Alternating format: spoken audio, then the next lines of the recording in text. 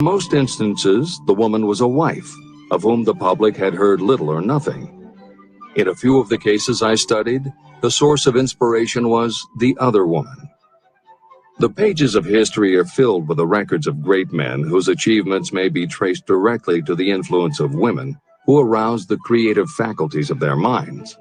Napoleon Bonaparte was one of these. When inspired by his first wife, Josephine, he was irresistible and invincible. When his better judgment or reasoning faculty prompted him to put Josephine aside, he began to decline. His defeat and exile to St. Helena were not far distant. Abraham Lincoln was a notable example of a great leader who achieved his greatness through the discovery and use of his faculty of creative imagination. It is noted in practically every book written about Lincoln that he discovered and began to use this faculty as the result of the love that he experienced when he met Anne Rutledge. This is more than an interesting historical fact. It is of significance in connection with the role sexuality plays in the study of the source of genius. Following is a list of famous men of outstanding achievement: George Washington, Napoleon Bonaparte, William Shakespeare, Abraham Lincoln, Ralph Waldo Emerson, Robert Burns, Thomas Jefferson, Elbert Hubbard, Elbert H. Gary, Woodrow Wilson, John H. Patterson, Andrew Jackson, Enrico Caruso. Wherever there was evidence available in connection with the lives of these men of achievement, it indicated most convincingly that each possessed a highly developed sexual nature. An analysis of the information taken from biographies and historical writings leads to the following conclusions. 1.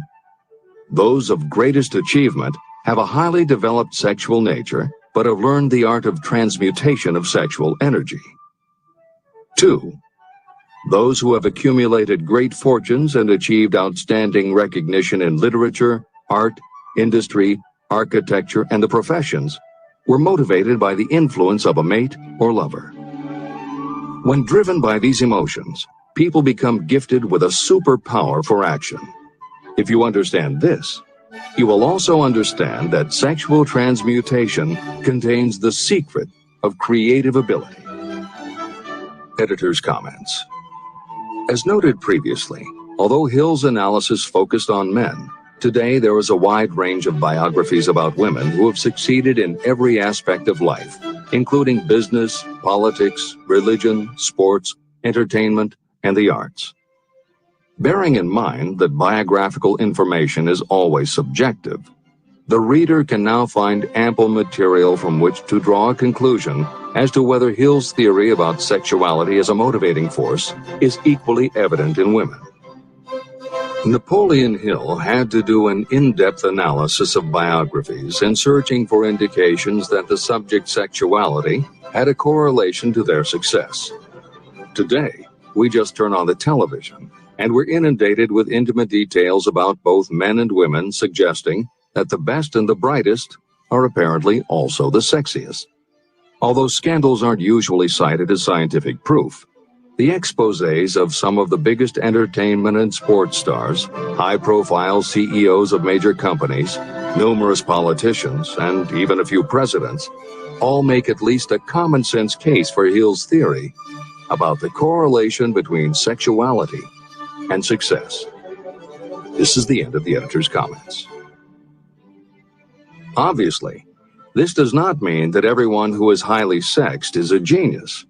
People attain the status of a genius only when and if they stimulate their minds so that they can draw upon the forces available through the creative faculty of the imagination. Although it is the most important of the stimuli or motivators, the mere possession of sexual energy is not sufficient to produce a genius. The energy must be transmuted from desire for physical contact into some other form of desire and action before it will lift one to the status of a genius. Genius and creative imagination. A definition of genius might be someone who has discovered how to increase the intensity of thought to the point where that person can freely communicate with sources of knowledge not available through the ordinary rate of thought. This definition should prompt some questions in the mind of anyone reading this book. The first question should be, how may one communicate with sources of knowledge that are not available through ordinary thought? The next question should be, are there known sources of knowledge that are available only to geniuses, and if so, what are these sources and exactly how may they be reached?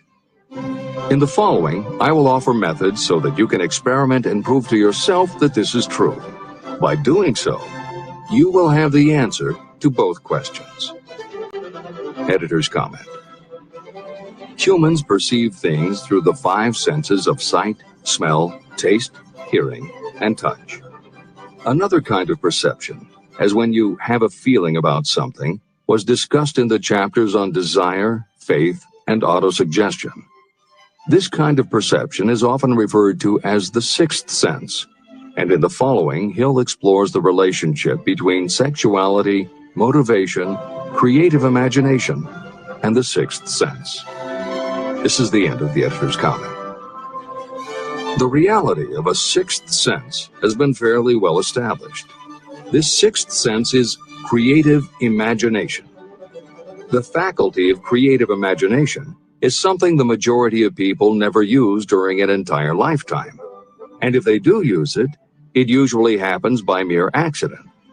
Only a small number of people deliberately use their creative imagination for a specific purpose. Those who do use this faculty voluntarily and with understanding of its functions are geniuses. Creative imagination is the direct link between your finite mind and what I have termed infinite intelligence. All revelations and all discoveries of basic or new principles in the field of invention take place through the faculty of creative imagination. When ideas, concepts, or hunches flash into your mind, they can only have come from one or more of the following sources. 1. From the mind of some other person who has just released the thought, idea, or concept through conscious thought. 2. Your subconscious mind, which stores every thought and impression that ever reached your brain through any of the 5 senses. 3. From another person's subconscious storehouse. 4. Infinite intelligence. There are no other possible sources from which inspired ideas or hunches may be received. When brain action has been stimulated through one or more of the 10 mind stimulants listed at the beginning of this chapter, it has the effect of lifting you far above the horizon of ordinary thought. It permits you to envision distance, scope, and quality of thoughts not available on the lower plane, such as when you are solving routine problems of business. When you are lifted to a higher level of thought through mind stimulation, it is as though you have taken off in an airplane.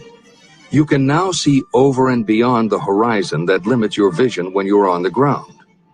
Not only that, but while you are on this higher level of thought, you are not even aware of such things as the problems of gaining the 3 basic necessities of food, clothing, and shelter. You are in a world of thought in which the ordinary workaday thoughts have been removed, just as the hills and valleys that obstruct your vision on the ground don't interfere when you are in an airplane. While on this exalted plane of thought, the creative faculty of the mind is given freedom for action. The way has been cleared for the 6th sense to function. It becomes receptive to ideas that could not reach the individual under any other circumstances. The 6th sense is the faculty that marks the difference between a genius and an ordinary individual. Developing your creative imagination. A mind stimulant is any influence that will either temporarily or permanently increase the intensity of thought. The previously mentioned 10 major stimulants are those most commonly resorted to. Through these sources, you may commune with infinite intelligence, enter the storehouse of your subconscious mind, or perhaps even that of another person. That is all there is to genius. The more you use your creative faculty, the more alert and receptive it becomes to factors originating outside your conscious mind. And the more this creative faculty is used, the more you will rely upon it for your thoughts and ideas. This faculty can be cultivated and developed only through use.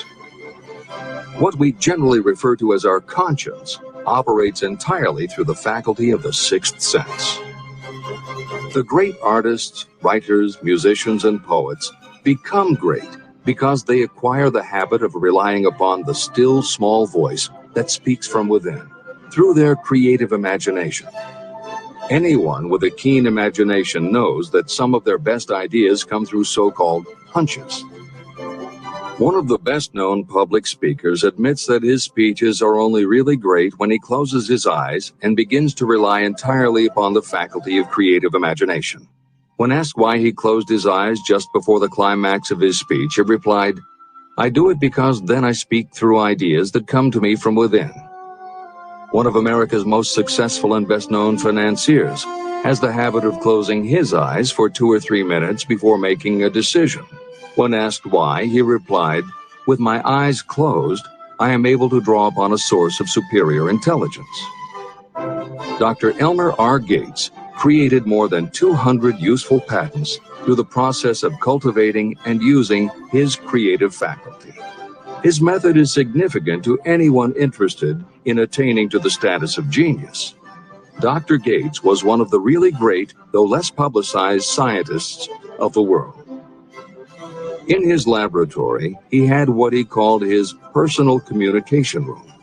It was practically soundproof, and all light could be shut out. It had a small table on which he kept a pad of writing paper.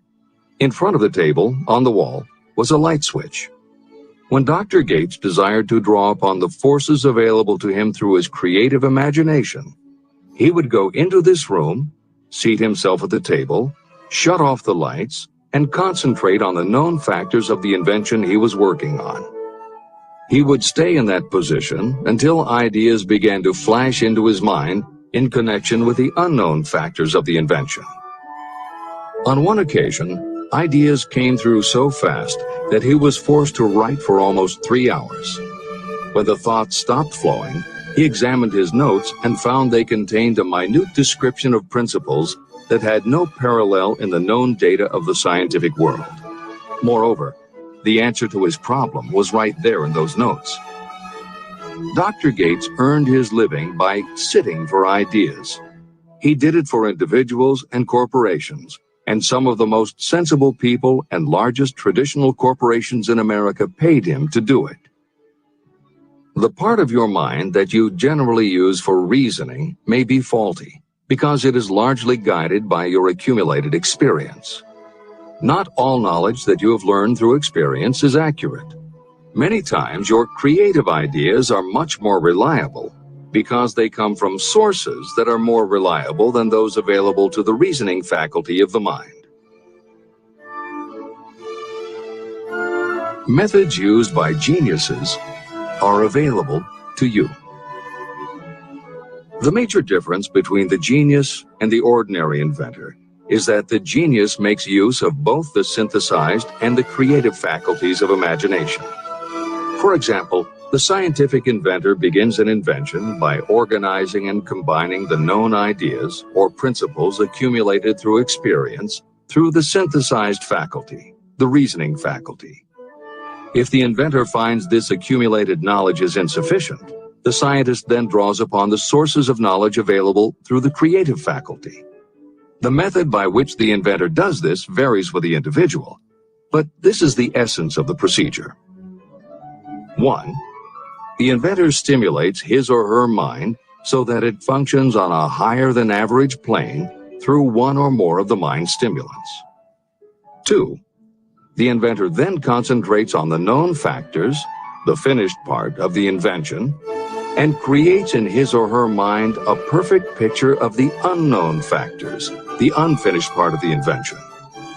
The inventor holds this picture in mind until it has been taken over by the subconscious, then relaxes by clearing his or her mind of all thought and waits for the answer to flash into mind. Sometimes the results are both definite and immediate. At other times, the results are negative, depending on the state of development of the sixth sense or creative faculty. Thomas Edison tried out more than 10,000 different combinations of ideas through the synthetic faculty of his imagination before he tuned in through the creative faculty and got the answer that perfected the incandescent light bulb. His experience was similar when he produced the phonograph. Editor's comments. Synchronicity, precognition, intuition, flashes of insight, hunches, gut feelings, symbolic dreams. These are all aspects of the phenomenon Napoleon Hill was describing in his two correlated terms, creative imagination and infinite intelligence. And the fact that Hill made a serious study of this function of the mind puts him in exceptional company. The fathers of modern psychology, Sigmund Freud and Carl Jung, recognized and tried to explain this sixth sense. Jung's concept of the collective unconscious, which is the very basis of Jungian psychology, is in many ways identical to Hill's concept of infinite intelligence. Scientists from Archimedes to Newton to Einstein to the team of Watson and Crick, who determined the structure of DNA, all conceded that intuition was instrumental in their discoveries. Duke University created a department for the sole purpose of studying these phenomena under scientific conditions. Many scientists admit to using personalized techniques similar to Hill's method for accessing intuition and creativity. These include Friedrich Kekule, who discovered the molecular structure of benzene through a dream symbol; physiologist Otto Loewi, who had a hunch followed by a dream that won him the Nobel Prize in Medicine; and as mentioned above, James Watson's breakthrough in the structure of DNA. Mozart, Shelley, Coleridge, Huxley, Descartes, Robert Louis Stevenson all claimed intuition played a role in their creations. William Blake learned the secret to a copper engraving process from a dream. British Prime Minister Winston Churchill firmly believed a premonition saved him from being killed by a bomb during the Blitz of London. As was noted earlier, psychiatry, clinical hypnosis, and affirmations all had to overcome considerable skepticism before they were accepted. That is also true of those phenomena Hill terms infinite intelligence. However, in the 1970s and 80s, the public's interest was piqued by well-researched books such as The Intuitive Edge by Philip Goldberg, Creative Dreaming by Patricia Garfield, and The Right Brain Experience by Mary Lee Zdenek. Though these anomalies of the mind still defy laboratory proof, contemporary researchers continue to publish tantalizing results. This is the end of the editorial comments. Nature has equipped the human brain and mind with internal stimulants that safely trigger the mind to tune into fine and rare thoughts. No satisfactory substitute for nature's stimulants has ever been found. However, history is not lacking in examples of people who rose to the status of genius as the result of using artificial mind stimulants. Edgar Allan Poe wrote The Raven while under the influence of alcohol, dreaming dreams no mortal ever dared to dream before. Samuel Taylor Coleridge wrote Kubla Khan during an opium-induced dream, and Robert Burns wrote best when intoxicated. For auld lang syne, my dear, we'll take a cup of kindness yet for auld lang syne. It is true that these and others who are known as geniuses relied upon artificial mind stimulation. But a more important lesson to remember is how many of these people destroyed themselves through the use of those stimulants. Editor's comments. In more contemporary terms, Hill's point about the dangers of artificial mind stimulants was never better made than it was in the television series Behind the Music, which began running on VH1 in the late 1990s. The series was meant to chronicle the lives of rock stars and celebrate their hits, but after viewing 2 or 3 of the shows, they all began to look the same. Young singer and band have a hit record, make millions of dollars, plunge into the sex, drugs, and rock and roll lifestyle, everyone gets addicted, and they blow all of the money. By the end of the show, At least one band member overdoses, the band breaks up, the singer hits the skids, meets someone who inspires him or her to go into rehab, the ex-star makes an anti-drug TV spot, and professes newfound faith and family values while announcing a comeback tour. Although the shows played like a bad parody of themselves, the fact that the stories were so similar, that so many talented singers and songwriters who depended on drugs ended up burning out, should be telling you something. Especially if you don't just want to succeed, but want to keep and enjoy your success. This is the end of the editor's comments. Every intelligent person knows that stimulation in excess through alcohol or drugs is a destructive form of intemperance. For some, overindulgence in sexual expression may become just as destructive. A sexually obsessed person is not essentially different from a person addicted to drugs or alcohol. Both have lost control over their faculties of reason and willpower. Human sexuality is a mighty urge to action, but its forces are like a cyclone, almost impossible to completely control. When an individual is driven solely by emotions related to sexuality, that person may be capable of great achievement, but their actions are often disorganized and destructive. It is true that a person may pursue financial or business success by harnessing the driving force of sexual energy without self-control. But history is filled with evidence that such people likely have certain traits of character that rob them of the ability to either hold or enjoy their fortunes. Ignorance of this potential pitfall has cost thousands of people their happiness, even though they possessed riches. From my analysis of over 25,000 people, I found that those who succeed in an outstanding way often do not hit their stride until they are beyond the age of 40 or 50. This fact was so astounding that it prompted me to go into the study of its cause most carefully. My investigation disclosed that the major reason why many people do not succeed early in life is their tendency to dissipate their energies through overindulgence. The majority of people never learn that sexual energy has possibilities other than physical expression. And many of those who make this discovery only do so after having wasted many years during the time when their sexual energy was at its height. Most people come to the realization by accident, and many don't even know they have tapped into this power. They may recognize that their power of achievement has increased, but they have no idea what caused the change. They are just vaguely aware that nature begins to harmonize the emotions of love and sex, so that they may draw upon these great forces and apply them as stimuli to action. The importance of love. Love, romance, and sex are all emotions capable of driving people to heights of superachievement. When combined, these three emotions may lift you to an altitude of a genius. Every person who has been moved by genuine love knows that it leaves enduring traces upon the human heart. The effect of love endures because love is spiritual in nature. Those who cannot be stimulated to great heights of achievement by love are hopeless. They are dead, though they may seem to live.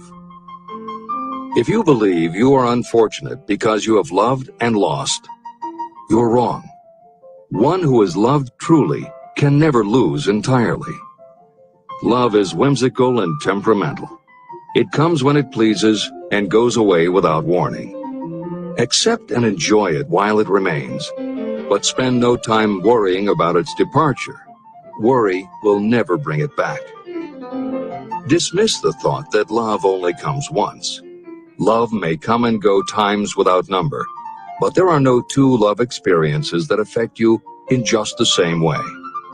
There may be one love experience that leaves a deeper imprint on the heart than all the others. But all love experiences are beneficial, except to the person who becomes resentful and cynical when love makes its departure. Even the memories of love can lift you and stimulate your mind. Go back into your yesterdays at times and bathe your mind in the beautiful memories of past love. It will soften your worries and give you a source of escape from the unpleasant realities of life. And maybe, during this temporary retreat into the world of fantasy, your subconscious mind will yield to you ideas or plans that may change the entire financial or spiritual status of your life. There should be no disappointment over love, and there would be none if people understood the difference between the emotions of love and sex. Love is an emotion of many shades and colors, but the most intense and burning of all is that experienced in the blending of the emotions of love and sex. Marriages or committed relationships that are not blessed with love properly balanced with sex cannot be happy ones, and seldom endure. Love alone will not bring happiness, nor will sex alone. Love is spiritual. Sex is biological. No experience that touches the human heart with a spiritual force can possibly be harmful, except through ignorance or jealousy. The presence of destructive emotions in the human mind may poison it in a way that destroys your sense of justice and fairness. Just as a chemist can take certain chemical elements, none of which are harmful in themselves, and by mixing them together create a deadly poison, in a similar manner, the emotions of sex and jealousy, when mixed, may turn just as lethal. Love is the emotion that serves as a safety valve and brings balance, reason, and constructive effort. Love is, without question, life's greatest experience. It can bring you into communion with infinite intelligence. When love guides the emotions, it may lead you well on your way toward creative effort. The road to genius consists of the development, control, and use of sex, love, and romance. Briefly, the process may be stated as follows. Encourage the presence of the positive emotions as the dominating thoughts in your mind, and discourage all the destructive emotions. The mind is a creature of habit. It thrives on the dominating thoughts fed to it. Through your willpower, you may discourage the presence of any emotion and encourage the presence of any other. Control of your mind, through the power of your will, is not difficult. Control comes from persistence and habit. The secret of control lies in understanding the process of transmutation.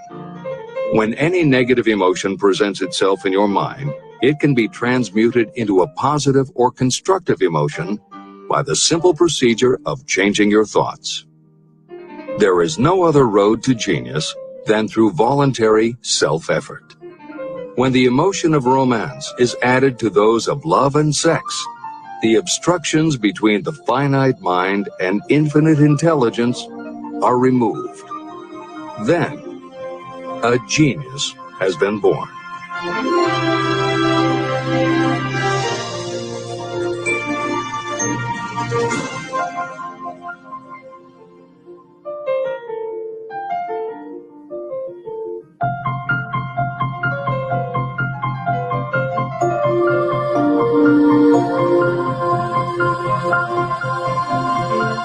Success requires no explanations. Failure permits no alibis. Chapter 13. The Subconscious Mind. The Connecting Link. The 11th step toward riches. The subconscious mind consists of a field of consciousness, in which every impulse of thought that reaches the conscious mind, through any of the five senses, is classified and recorded. The subconscious receives and files sense impressions or thoughts regardless of their nature. You can plant in your subconscious mind any plan, thought, or purpose that you desire to translate into its physical or monetary equivalent. Those desires that have been mixed with emotional feeling and faith in your ability are the ones that are strongest. Therefore, they are the first to which the subconscious responds. The subconscious mind works day and night, and in some way which is not fully understood, the subconscious seems able to draw upon the forces of infinite intelligence for the power to transmute your desires into their physical equivalent. And it does it in the most straightforward and practical way. You cannot entirely control your subconscious mind, but you can hand over to it any plan, desire, or purpose that you wish transformed into concrete form.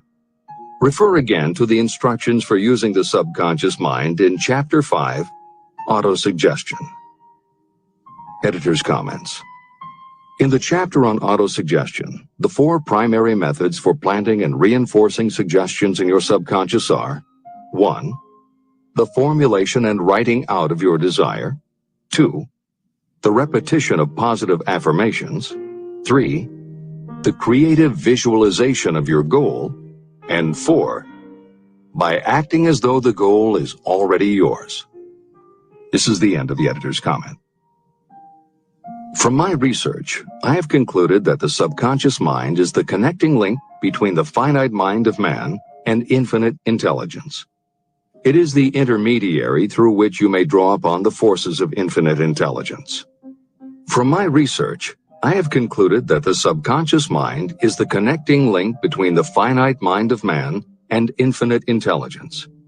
It is the intermediary through which you may draw upon the forces of infinite intelligence. Only the subconscious mind contains the process by which mental impulses, thoughts, are modified and changed into their spiritual, energy, equivalent.